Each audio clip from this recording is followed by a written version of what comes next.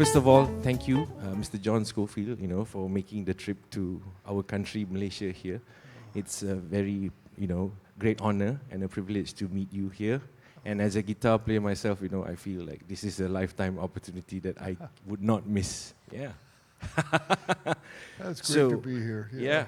Now, as a legendary guitar player, now how do you approach blending different genres like rock, soul, funk, and jazz in your guitar playing to create a unique sound that is recognizably yours? I don't so much differentiate between the rock, funk, soul genres. I started out with rock and blues, playing in a kid rock band.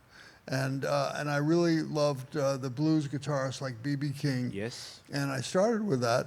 And then I started to learn about jazz and studied and still study jazz music. And, so I was, really involved in trying to learn tunes and bebop and all this. And then when I started to get my first gigs, the fusion music was happening. Yes. So I ended up using, rock sounds and blues kind of articulation or whatever you call it. Blues, playing the blues. And that worked in that music. It called for some of that. So I don't, it's just, that's my vocabulary between, jazz music and standards and then what we call rock and roll. So I can just do it. That's what I know how to do. There's a lot of things I don't know how to do. Okay. So, with your unique sound, like how do you incorporate all those, rock tones and all, but you're playing jazz notes and all things like that? Well, yeah, I do. I mean, sometimes I know I use some techniques from rock and roll in jazz, and that's just because it's possible. I always thought, because I'm a big jazz fan and I really liked the saxophone and those guys that would really, scream on the saxophone and play all kinds of sound and everything, that why not use what the guitar can do? Right. And a lot of that's from rock and roll, the guitar players that we all love in jazz, and that I especially loved, like Wes Montgomery and Jim Hall and these guys, they didn't have the background in rock and roll. It hadn't happened yet. Yes. Yes. Jimi Hendrix hadn't happened when Wes and Jim Hall and Jimmy Rainey started to play and Barney Kessel. So yeah, I think it's as much a matter of just the era that I grew up in. Mm-hmm. And as far as having my own sound, which you mentioned, thank you. Yes. I think jazz invites someone to be an individual. That kind of music, And I've tried to copy so many people, and I still play things that I hear this guy doing or that doing. Yeah, I guess it just comes out differently, and we all kind of have our own sound, don't we? I think we all have it inside. Yes. Speaking of copying sounds, I've been trying to copy your sounds, Hammock Soliloquy is one of the best tunes that I still am trying to copy your solos when you play it live. But now, here's another question. Since you are talking much about copying, like you heard about saxophone players, yes? So the second question would be, what influences or artists helped shape your ability to seamlessly navigate between jazz and rock, this includes any other instrumentalist as well. Can you elaborate on that? Yes, because I don't listen just to guitar. Mm-hmm. I'm a music fan, and in jazz, if you're a jazz fan, most of the great jazz is on other instruments besides guitar. It's on saxophone and trumpet and piano and drums and bass and trombone and and all those instruments. And so when I started off, I did fall in love with jazz, and I was really lucky. I had a great Charlie Parker record when I was probably 13, and I listened to John Coltrane too. These were records that people told me to get, you know, and I loved Bill Evans, and then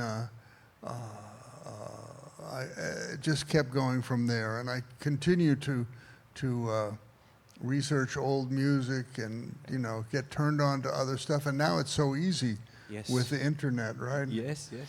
And so, yes, for me, I made a point to try to copy trumpet and saxophone and piano, you know, and not guitar, because I thought, well, then maybe that could lead to my own thing more. Okay, that's a very great answer, John. Thank you.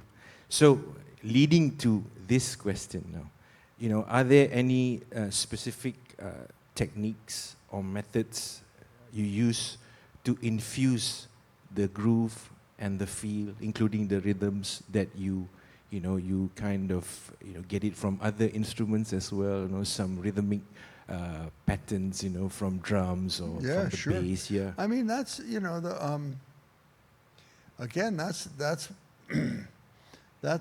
rhythm is such an important element. Yes. It's, you know, there was once an interview with Sonny Rollins, who's one of my favorite jazz musicians, and he said, they asked him what the most important thing was in jazz, and he thought for a minute, because he's so melodic, you know, but he said rhythm. And yeah, I mean, in order to make it work and to get that swing and propulsion and groove and everything, you have to have the rhythm in your playing. And it's something I've really worked on. Certainly didn't come naturally to me. I just was aware of it. Yes. You know, I would hear other people. And then when I remember meeting guys when I was younger that could play with this rhythm, you know, I thought, oh, I want to try and get that. Right. I have another sub-question that I want to ask you. Like, I've always, you know, admired the way you treat your phrasing. So, you know, there's this kind of that laid-back, you know, feel when you pull the time a bit, and sometimes you play it in front, like as any bebop musicians would try and do. Yes. So, what are your thought processes on that? Like, well, it's all in a way subconscious, because I'm just trying to play good.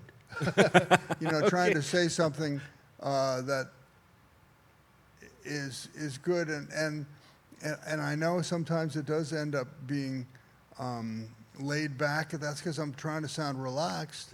But you have to be careful, because if you lay back too much, the whole band slows down, you know. And so you can also push the band forward by playing with forward motion, not rushing, but playing with some forward. So I try to use those things. And something about guitar, too, that if you, you know, you just want to have a relaxed sound. I always liked relaxed players, you know, that sounded more vocal. Yes? Yeah. Okay. Okay, now about guitar. So you are an Ibanez guitar endorser. Yes. Yes. Can you tell us about your relationship with the brand, as you know, you have been a long time endorser for this, and your signature models? Now, what exactly are you looking to achieve with these guitars? And you can elaborate the features if you want to. Yeah. In 1981, I was in Japan with my guitar, which was another semi-acoustic guitar. Yes. And it needed a lot of work, and I didn't know how to do truss rod then. You know, I didn't know how to do that adjustment. Yes. So Yuji from Ibanez, who's here with us on this tour still, in 1981 came and brought me a AS200, which I've played for so many years. I just loved it when I picked it up. And, you know, the semi-acoustic style guitar is kind of in between a big fat jazz guitar and solid body rock and roll guitar. Yeah. It's also the guitar style that B.B. King played, you know, who I loved his sound early on. So I've always liked those kind of guitars. I mean, I had a big fat jazz guitar for a while, and then I started to play in fusion bands, and I got a solid body guitar, and I ended up coming back to this style, semi-acoustic. Yes. So I think Ibanez makes the best one of those, and in 1981, it just I loved it. And then years later, they asked me if I would like to have a John Scofield model. Okay. So I said, you know, the AS200 that I was playing had changed some, and I wanted to try to go back to some of the characteristics that were in the 1981 guitar. Okay. So they took the guitar in Nagoya and analyzed it and, you know, figured it out. Okay. And you know, I made some suggestions, and here it is, the JS model, you know, and here's the newest one. Yes, the I've tried it myself. I've played it myself. Yeah. Yeah. Yeah. There's a video from Bentley that I did a cover on a blues. Yeah. Yeah. Good right. going. That's right. Yeah. Yeah. And what about the, you know, fretboard and action? Did it change, or, you know, do you still want it to change, or, you know, things like that? No. Okay. I want me to change, not the guitar. Okay. I want me to get better, you know. And these guitars are great. For me, there's nothing about it. Sometimes you pick up a guitar and there's it's a little something. No, these guitars, I haven't found that. Okay. Cool.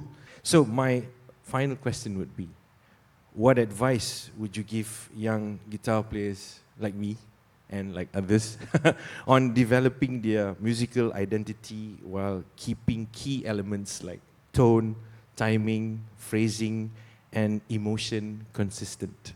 Well, I think you just answered at the end there that very important that we have to think about those things. You know, and you know, the first thing, of course, is to learn to play the instrument. And the way you get better at the guitar is by practicing all the time. Unfortunately, there are a lot of secrets. You can spend hours on YouTube going, this way, that way. And we all think like that. But you just have to put in the time. And, you know, I'll never forget when I was in a band when I was very young, right? And luckily, we got a lot of jobs one summer. We played a lot. And we had a job playing in a club in New York City from 8 in the evening until 4 in the morning. Wow. So we played so much. And something happened. It was the first time I realized I played so much my fingers hurt. You know, I had to change the strings and everything. But all of a sudden, it was easier to play. I said, wow, it's just coming out easier. And I still notice that to this day, just practicing at home by myself is great. But when I go out and have to perform with other musicians or by myself in this case, something happens when you have to just get up there and play for an hour. And it develops a kind of strength that you don't get on your own in your practice room at home. Yes. So I would suggest to young musicians to find other people to play with and jam and play together, because the combined group things happen that we don't even know about between human beings. Right. Yeah. Right. So that's a big thing. So you feed off vibes from each musician. Sometimes you don't even know it, or sometimes you don't. Well, I don't like the way this guy plays, or whatever. But still, it's good to exchange with you learn and grow from that. Right. Okay. I guess that's all we have today for you, John. Thank you so much. You've been an inspiration to guitar players like myself, and I'm sure the country, you know, I have my friends coming all over from Malaysia to come and watch you tonight. Wow. So, yeah. Okay, I better practice. Thank you so much again, Thank John. you. It's a pleasure to have you here. Thanks.